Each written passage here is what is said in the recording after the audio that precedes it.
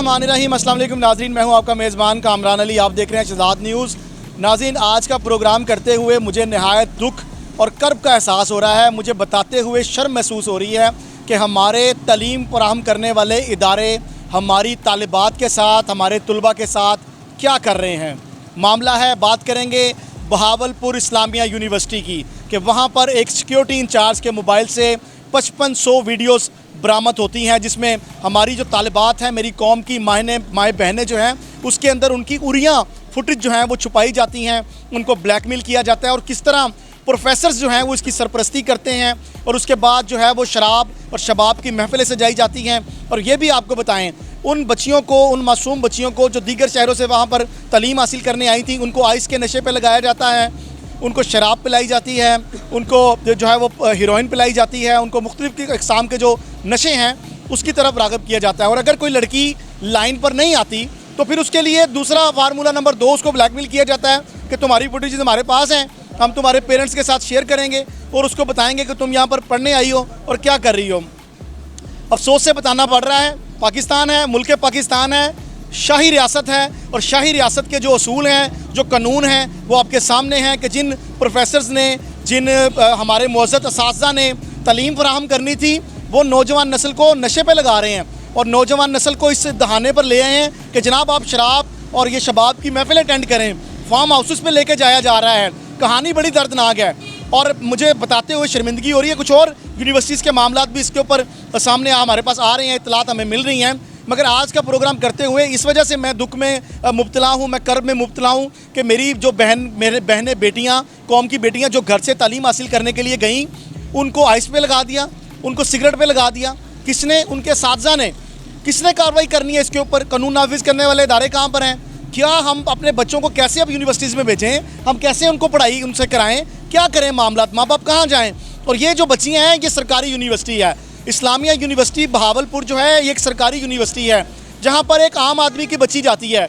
ये कोई बहुत बड़े अमीर और लैंडलॉर्ड जो है वो अपनी बेटियों को प्राइवेट यूनिवर्सिटीज़ में भेजते हैं, सरकारी में नहीं भेजते। तो सरकारी यूनिवर्सिटी में जाती है आम आदमी की बेटी, तो जब आम आदमी की बेटी वहाँ पढ़ने जाती है तो उसकी क्या इज़्ज़त है?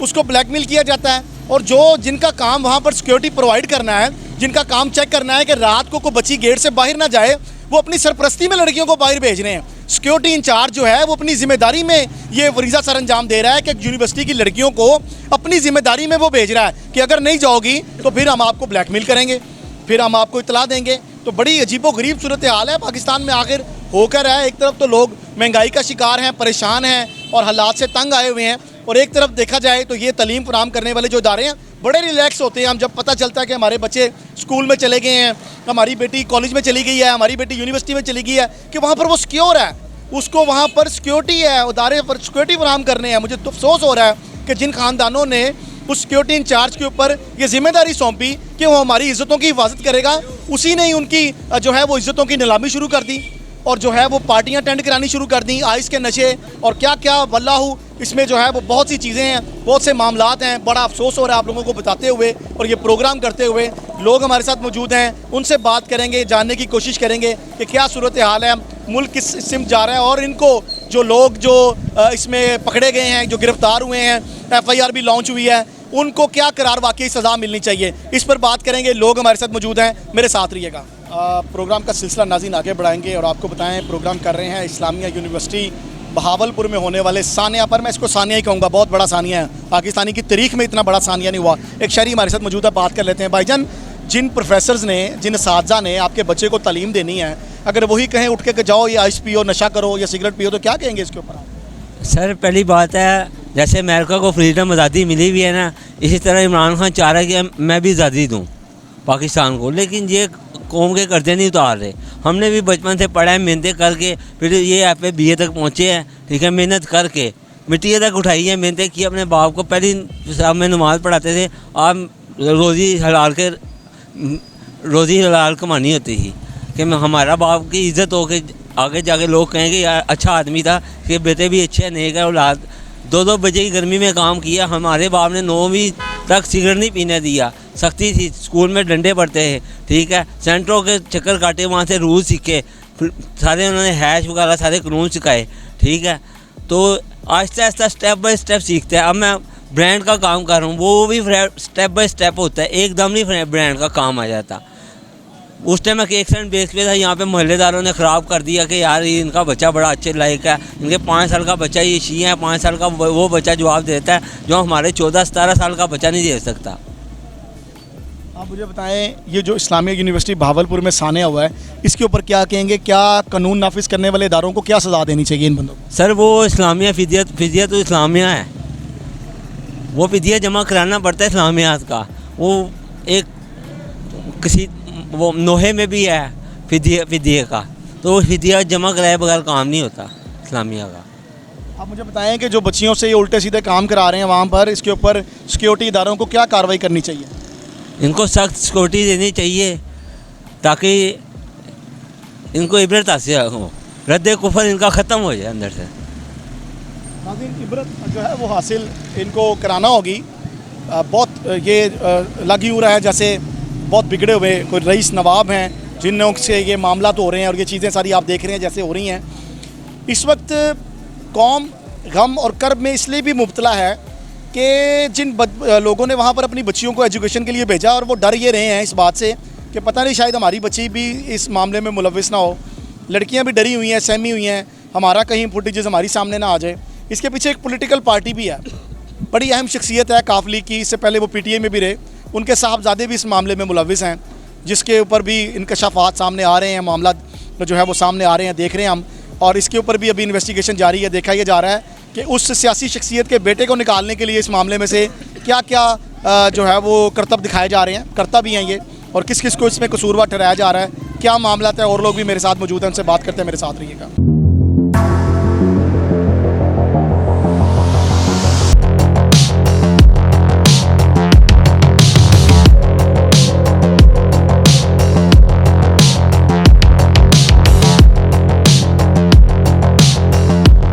नाज़रीन, इस्लामिया यूनिवर्सिटी बहावलपुर में जो है कुछ तालिबात की नाजेबा वीडियोस भी सिक्योरिटी इंचार्ज के मोबाइल फ़ोन से बरामद होती हैं, और वहाँ का एक अकाउंटेंट जो है, जो फाइनेंस डिपार्टमेंट का ऑफिसर है अबू बकर, वो भी इस मामलात में जो है वो पाया जाता है। एक सियासी शख्सियत का भी हाथ इस मामले में नज़र आ रहा है, मगर तालिबात को आइस के नशे पर लगाना और उनके साथ नाजेबा हरकत और ये महाफिल का सजाना कितना गलत है। एक शहरी हमारे साथ मौजूद है, मजीद इनसे बात कर लेते हैं। अस्सलाम वालेकुम भाईजान। वालेकुम। आपका नाम सर? हारून सदीकी। हारून साहब, आप बताएं, तालीमी इदारों में तो बड़ा सिक्योर समझते हैं आप, बच्चा स्कूल चला गया, बच्ची कॉलेज चली गई तो आप बड़े मुतमिन होते हैं कि अभी आप साथी संभाल लेंगे, सिक्योरिटी इंचार्ज संभाल लेगा। मगर अगर पता चले कि सिक्योरिटी इंचार्ज नहीं कोई ऐसी वीडियो बना ली है, बच्ची को ब्लैकमेल कर रहा है, तो क्या गुजरेगी आप पे? लाजमी बहुत बुरी गुजरेगी। हम तो अपने बच्चों को पढ़ने के लिए भेजते हैं, या कोई भी जितने भी माँ बाप हैं, कोई शहर से बाहर से भेजते हैं, कोई यहाँ पे हॉस्टलों में रहते हैं, लेकिन मुनशियात फ़रोश यहाँ पे तालीमी इदारों को इस्तेमाल करके बड़े लोगों की सरपरस्ती में अपना अड्डा बना लेते हैं। सबसे ज़्यादा मुनशियात फ़रोशी का काम ही तालीमी इदारों में होता है। तो हुकूमत को चाहिए कि इस चीज़ पे सख्ती से नोटिस लिया जाए। आप समझते हैं कि जिन्होंने अगर इसमें प्रोफेसर ही शामिल हो जाएँ, प्रोफेसर ही कमीशन लेनी शुरू कर दें मनशियात में, तो फिर बचाएगा कौन? जो भी हो, असल तो काम हुकूमत का होता है बचाने का।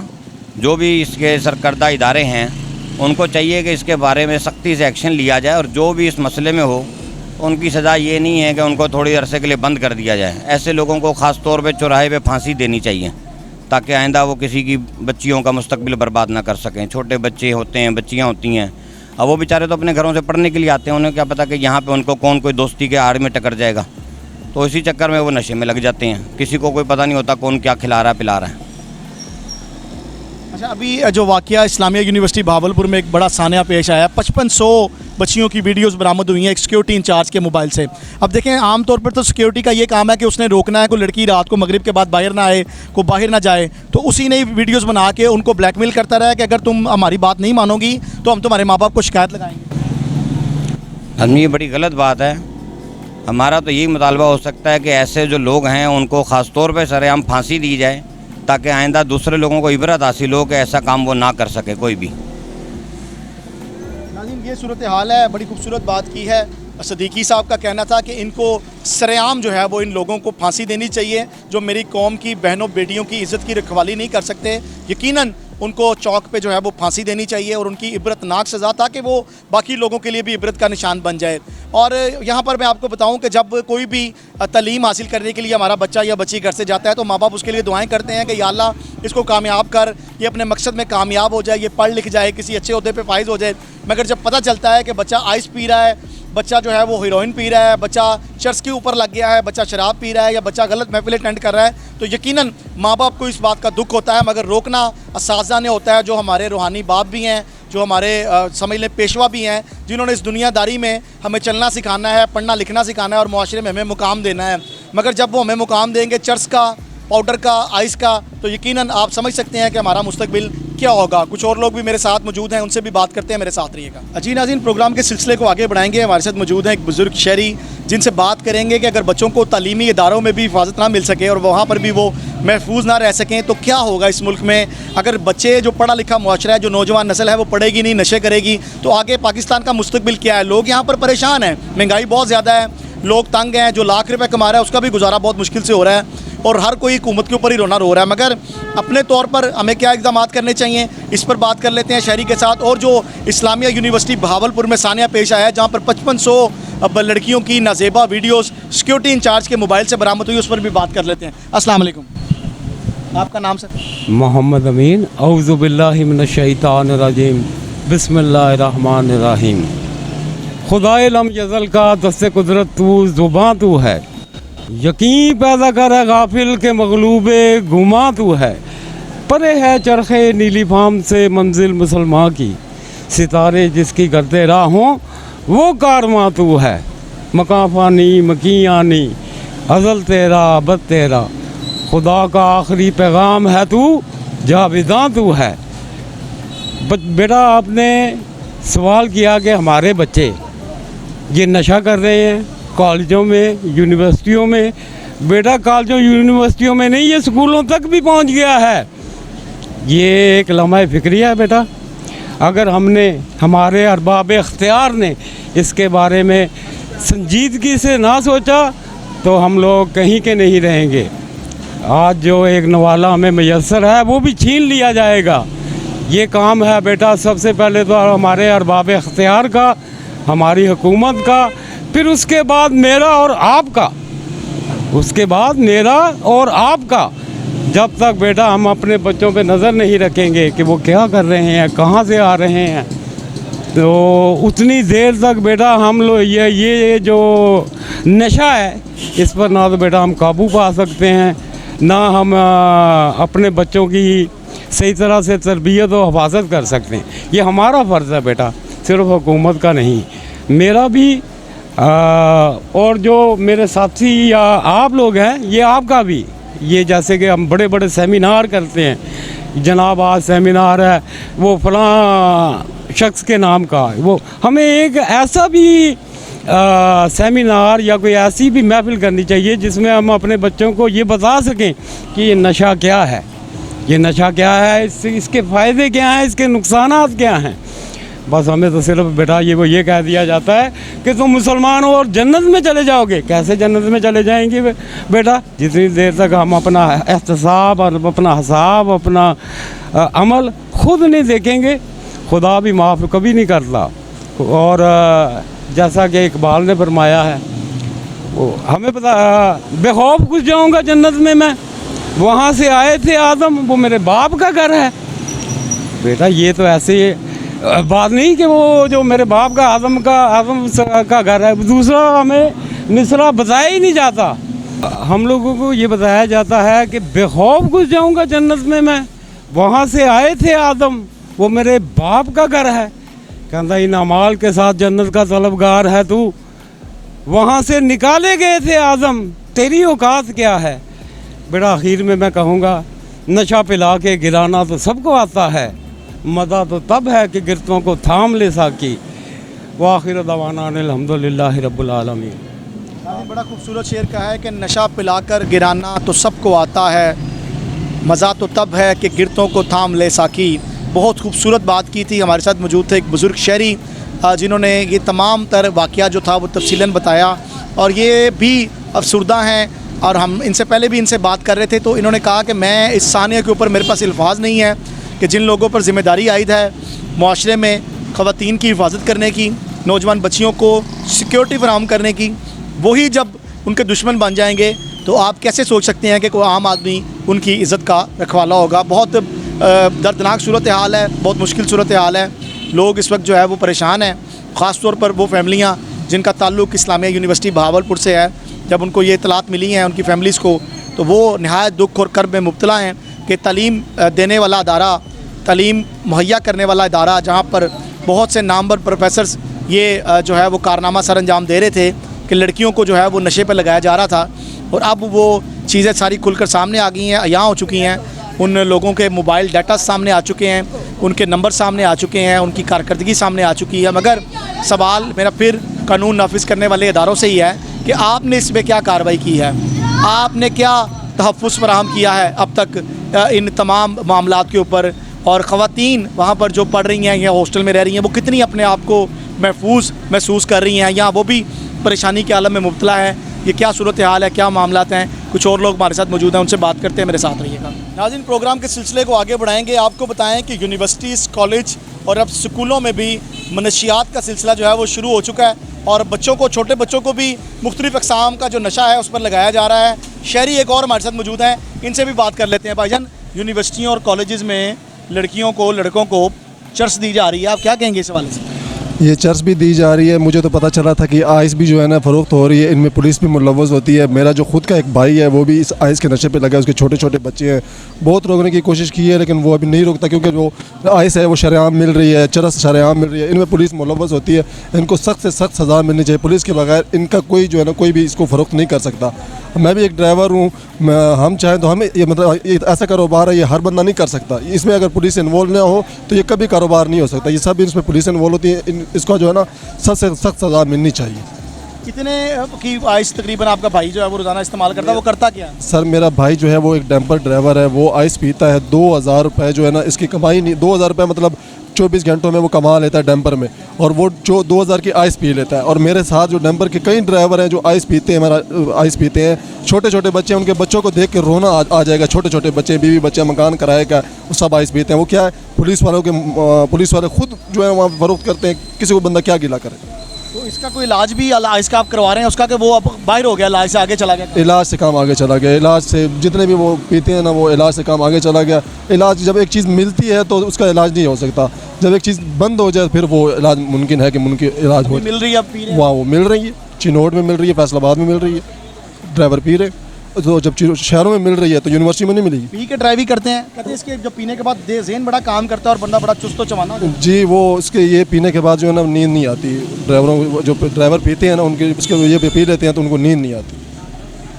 और अब लग गए हैं तो फिर बीमारियाँ, गुर्दों के ऊपर भी सारे मामला। वो बस अब ये पहले आइस पियेंगे, जब आइस महंगी है वो दोबारा नहीं ले सकेंगे, फिर वो इंजेक्शन लगाने पे आ जाएंगे। फिर आपको पता है गलियों में फिरते हैं, ठीक है, वो समद बोन सूंघने पे समद सूंघने पे आ जाएंगे। इसी तरह आप यकीन करें कि हम बहुत परेशान हैं अपने भाई के लिए, लेकिन क्या करें। अब किसके पास जाए बंदा? डीपीओ के पास जाए, डीसी के पास जाए। जब वो सब खुद मिले होते हैं तो फिर बंदा किसको गिला करे? पुलिस की सरपरस्ती के बगैर ये काम नहीं हो सकता। नहीं हो सकता। आप समझते हैं यूनिवर्सिटीज़ में और कॉलेजेस में भी जो मनशियात सप्लाई की जा रही है, इसमें भी पुलिस साथ इन्वॉल्व है?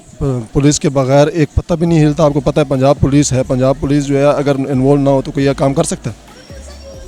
अगर मंथलियाँ लगी हुई हैं, मंथलियाँ लगी हुई हैं, अगर आप बंदूक की एक गोली हम जेब में नहीं लेके घूम सकते, डरते हैं।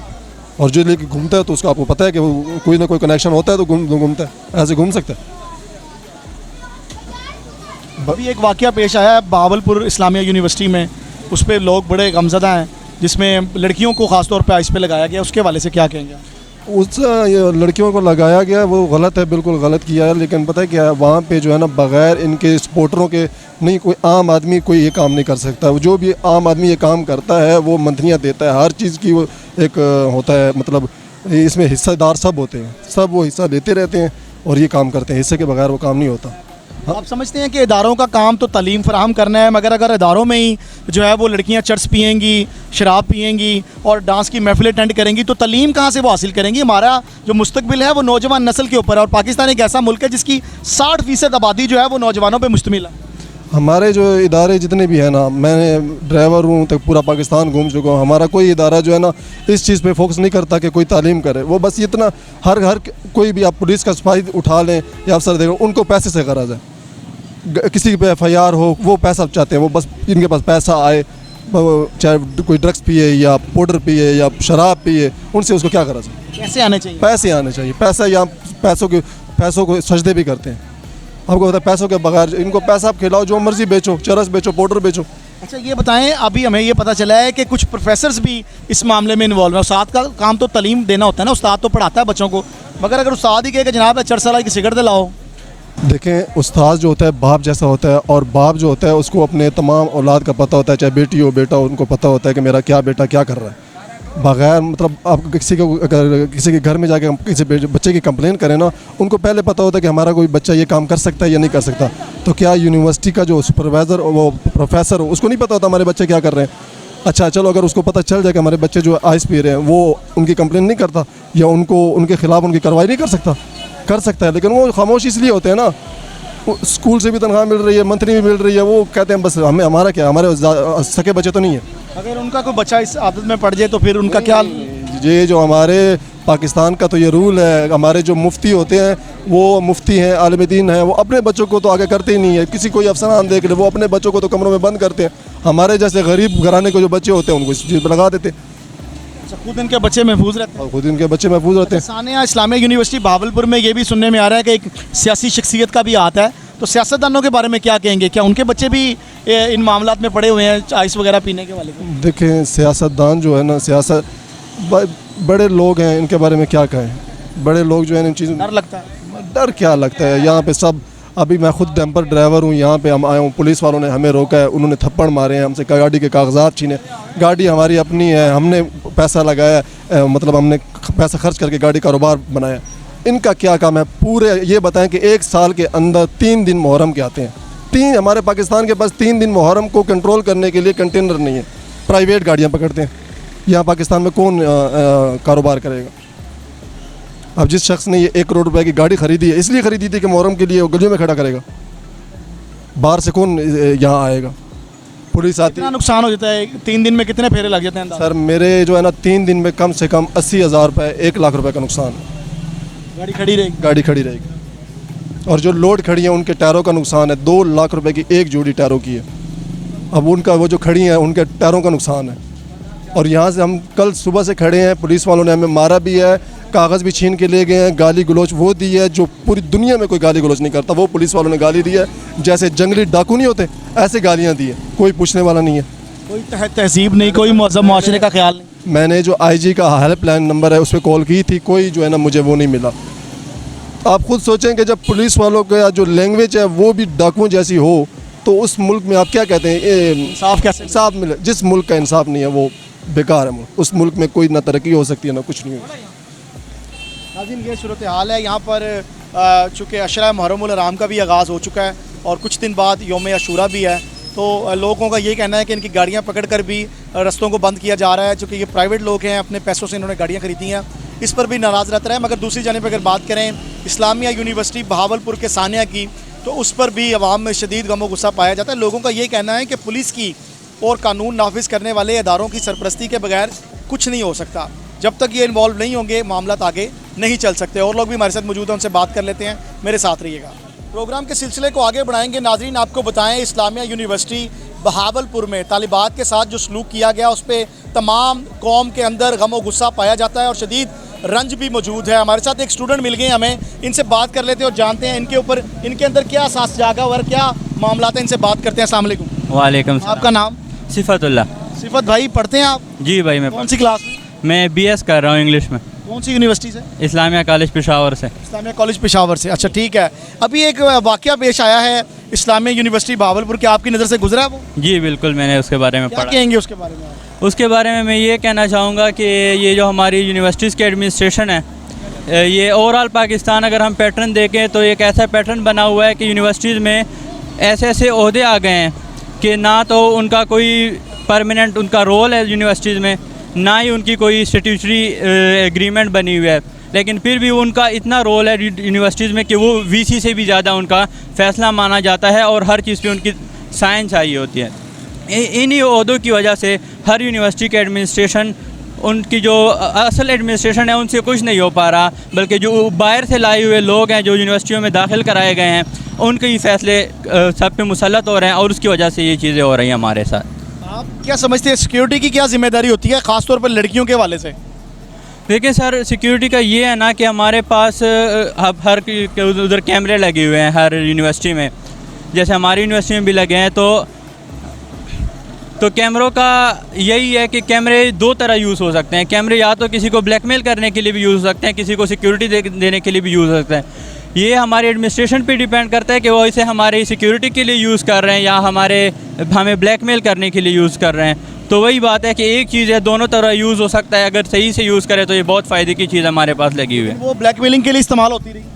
यही होता है कि जगह जगहों पे हमने देखा है, इस यूनिवर्सिटी का तो नहीं पता, लेकिन ये है कि हमने जगह जगहों पे देखा है कि विद इन प्राइवेट स्पेसेस कैमरेज लगे होते हैं जिन पे ऐसी ऐसी रिकॉर्डिंग हो जाती है जिनके इस्तेमाल करके फिर बाद में उनके ब्लैकमेलिंग होती रही है। आप समझते हैं कि सिक्योरिटी का काम ख़वातीन को उनकी हिफाजत करना है, उनको तहफ़्फ़ुज़ फराहम करना है?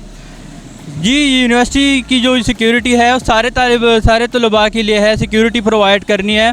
फिर भी यूनिवर्सिटी के अंदर उनका ये इतना नहीं है कि वो इतने अंदर तक आ जाएं कि हमारे हर फैसले में उनका काम हो, क्योंकि यूनिवर्सिटी में सिक्योरिटी हमारी सिर्फ इतनी है कि दीवार से बाहर दीवार के जब अंदर आते हैं हम तो हमारे पास कोई और नहीं होता, सारे तलबा ही होते हैं, तो उनसे कोई इतनी सिक्योरिटी वाली बात होती नहीं है। अगर वो अंदर आ रहे हैं तो तब मसला बनेगा।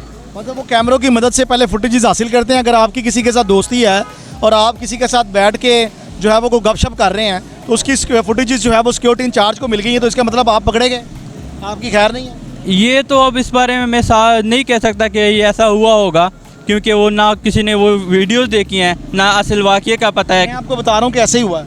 अच्छा, ऐसे हुआ होगा, मैंने वो वीडियोस नहीं देखी। ये केस पे अभी वैसे बहुत मतलब पर्दे में चल रहा है ना। अरेस्ट हो गया, बंदा पकड़ा गया। हाँ, बंदा पकड़ा गया, लेकिन ये है कि वो क्यों पकड़ा गया, क्यों इतनी स्पेसिफिक इंटरवेंशन की गई, इसका भी नहीं पता।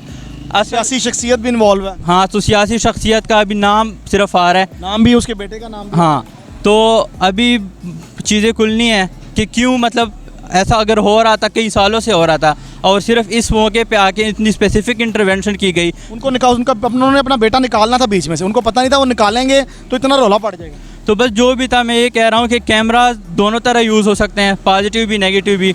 नेगेटिव अगर यूज़ हुए हैं तो जिनकी जिम्मेदारी थी, कैमरा कागज़ों में आपके पास लिखा होता है कि कैमरों की जिम्मेदारी किसकी है। अच्छा, मुझे बताएं अभी सूरत हाल क्या है? आप खुद स्टूडेंट हैं, स्टूडेंट में पढ़ रहे हैं कॉलेज में, मुझे ज़रा बताएं क्या सूरत हाल है? मनशियात का इस्तेमाल कॉलेजेस में, यूनिवर्सिटीज़ में हो रहा है? लड़कियां कर रही हैं? नहीं, ये नहीं बना हुआ आज। ये एक बहुत ही एग्जेजरेटेड बात है कि लड़कियां मंशियात कर रही है, लड़की भी कर रहे हैं। मैं ख़ुद पढ़ा हूँ, मैं सेकंड ईयर तक मैंने अकरम खान दुरानी कॉलेज से पढ़ा है, फिर इस्लामिया कॉलेज में पढ़ता रहा हूँ, Peshawar university adjacent, agriculture university adjacent है, वहाँ साथ एक ही जगह पे हैं सारे। तो मैंने तकरीबन हज़ारों स्टूडेंट्स के साथ में उठा बैठा हूँ। ये एक एग्जेजरेटेड बात है। भी एक रिपोर्ट भी आई है कि 72% फ़ीमेल हमारी वो है एडिक्ट्स हैं।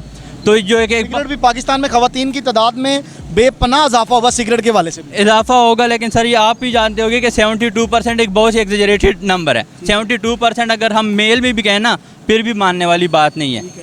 तो वही बात है कि हमारे पास वो येलो जर्नलिज्म है, सेंसेशनलिज्म है, बात को उछाला जा रहा है, और इस वजह से एक नुकसान। समझते नहीं है कि बताना भी ज़रूरी है, अवेयर करना भी ज़रूरी है। अगर हम बात नहीं करेंगे तो जो बच्चियाँ जो हॉस्टल्स में ठहरी हुई हैं उनके वालिदैन को कैसे पता चलेगा? जी, बात करनी चाहिए, लेकिन साथ में ये भी होना चाहिए कि हमारी जो यूनिवर्सिटी का नाम बदनाम हो रहा है फीमेल एजुकेशन की से, अभी हमारे पास थोड़ा बहुत शुरू हो रहा था, वो वापस उनको लोग लेके जा रहे हैं, क्योंकि बहावलपुर यूनिवर्सिटी जैसे वाक़यात हो रहे हैं।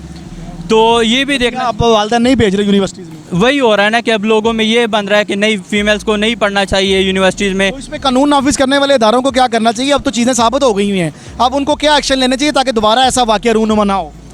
दोबारा वाक़यात रूनुमा होने से बचाने के लिए हमारी HEC का रोल है यहाँ पे।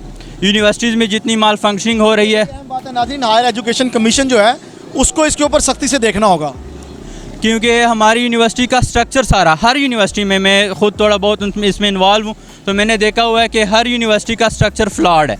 उनकी जो हायरार्की है, पावर स्ट्रक्चर है, वो सब कुछ इम्बैलेंस में जा रहा है। ना किसी को ये पता है कि ये काम किसकी ज़िम्मे है और ना किसी को ये पता है कि ये कानून किसने बनाना है। वो चीज़ अगर ठीक होंगी तभी नीचे आज। भाईजान क्या मैसेज देंगे आप देखने वाले स्टूडेंट्स को, नाजरीन को, कि जो हमारे तलीमी इदारे हैं उसके अंदर मनशियात की रोकथाम कितनी ज़रूरी है, ये ज़रा प्लीज़ बताएं। जी, ये बात है कि मनशियात जो है ना वो ज़िंदगी उजाड़ने वाली चीज़ है। अगर आप दौरान तालीम अगर आप मंशियात का इस्तेमाल कर रहे हैं तो आप अपनी ज़िंदगी को मतलब प्लस में ले जाने के बजाय माइनस में ले जा रहे हैं। ये आपका वो दौर है जिसमें आपने ज़िंदगी बचानी है। आपने मिडिल क्लास से अगर हाई क्लास में सोशल मोबिलिटी लेनी है तो आप तालीम की वजह से ही कर सकते हैं। लोअर से मिडिल में आना है तब भी इसी की वजह से कर सकते हैं। लेकिन अब अगर आप इसी टाइम में ये मंशियात कर रहे हैं तो फिर तो आपने देखा होगा कि मंशियात इस्तेमाल करने वालों का क्या ही अंजाम होता है। Thank you. आपको बताएं, बहुत अहम बात की है इन्होंने। इनका कहना था कि अगर आपने अपनी ज़िंदगी बेहतर करनी है तो नशे से दूर रहें, नशे से पाक रहें, फिर ही आप एक कामयाब इंसान बन सकते हैं। आपको बताएं कि बतौर स्टूडेंट, बतौर तुलबा, इस बात पे हमारी नौजवान नस्ल को खुद भी सोचना होगा कि ये हम आइस पीने लगे हैं तो इसके क्या असरात हैं, अगर हम जो है वो नशा करने लगे हैं तो इसके क्या असरात हैं, अगर हम सिगरेट पी रहे हैं तो इसके क्या असरात हैं। यकीनन ख़वातीन की तादाद में बेपनाह इजाफा हुआ है जो सिगरेट पीती हैं, मगर अभी ये जो बात अभी सफ़ीउल्लाह ने बताई कि यहाँ पर जो लोग हैं वो अपनी बच्चियों को यूनिवर्सिटीज़ में अब नहीं भेज रहे, तो ये भी हमारी नाकामी है।